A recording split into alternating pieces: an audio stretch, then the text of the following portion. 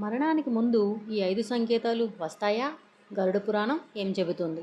ఇప్పుడు మనం చూద్దాం. ఓం నమో నారాయణాయ. నమస్కారం అండి. సనాతన ధర్మంలో గరుడ పురాణానికి ఎంతో విశిష్టమైన స్థానం ఉంది. జీవితం, మరణం, కర్మ, పుణ్యం, పాపం వంటి అనేక విషయాలను ఈ పురాణం వివరిస్తుందని సంప్రదాయం చెబుతోంది.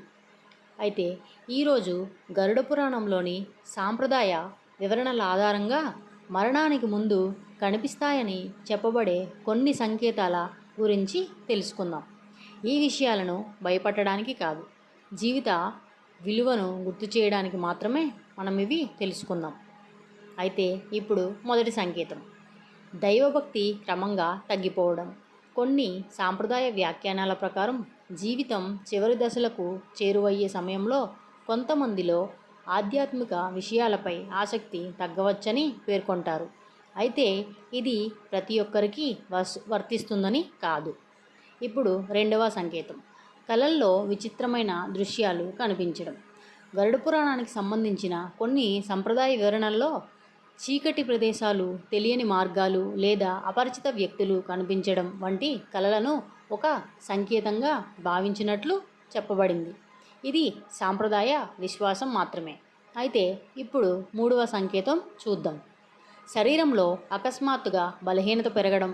వైద్యపరమైన కారణాలు ఎన్నో ఉండవచ్చు. అందువల్ల ఆరోగ్య సమస్యలు ఉంటే తప్పకుండా వైద్యులను సంప్రదించండి. పురాణాల్లో చెప్పబడిన విషయాలను వైద్య సలహాలకు ప్రత్యామ్నాయంగా భావించకూడదు మనం. ఇప్పుడు నాలుగవ సంకేతం చూద్దాం. మన జీవితంలో చేసిన పనులన్నీ ఒక్కొక్కటిగా గుర్తుకు రావడం అని పెద్దలు చెబుతుంటారు.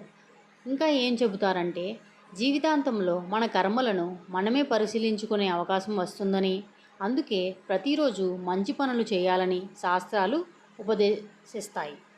ఇప్పుడు ఐదవ సంకేతం, ప్రపంచ విషయాలపై ఆసక్తి తగ్గి ఆధ్యాత్మిక ఆలోచనలు పెరగడం. కొన్ని సాంప్రదాయాల వ్యాఖ్యానాల ప్రకారం ఇది జీవిత అనిత్యతను గుర్తు చేసే దశగా చెప్పబడింది. ఇప్పుడు ఈ 5 సంకేతాలు తెలుసుకున్నాం. ఈ సంకేతాల గురించి తెలుసుకోవడంతో పాటు మన జీవితాన్ని ఎలా సార్థకం చేసుకోవాలి అనేది కూడా ముఖ్యమైన విషయం. గరుడ పురాణం పదే పదే చెప్పే సందేశం ఏమిటంటే, మనం ఎప్పుడూ మంచి కర్మలు చేయాలి, సత్యమే మాట్లాడాలి, దానాలు చేయాలి, తల్లిదండ్రులను గౌరవించాలి, దైవ స్మరణలో జీవించండి. అలాగే మనిషి ఎప్పుడు జన్మిస్తాడో, అలాగే ఎప్పుడు ఈ లోకాన్ని విడిచి వెళ్తాడో అది ఎవరి చేతుల్లోనూ ఉండదు. కానీ ఎలా జీవించాలి అనేది మాత్రం మన చేతుల్లోనే ఉంటుంది. అందుకే ప్రతిరోజును ప్రేమతో, ధర్మంతో, భక్తితో మొదలుపెట్టండి. మనం మంచి పనులతో గడపడానికి మాత్రమే ప్రయత్నిద్దాం. అలాగే ఈ వీడియోను మీకు ఉపయోగకరంగా అనిపిస్తే లైక్ చేయండి. ఇలాంటి ఆధ్యాత్మిక వీడియోల కోసం మా ఛానల్ను సబ్స్క్రైబ్ చేయండి. వీడియోను ఎండ్ వరకు చూసినందుకు ధన్యవాదాలు. ఓం నమో నారాయణాయ.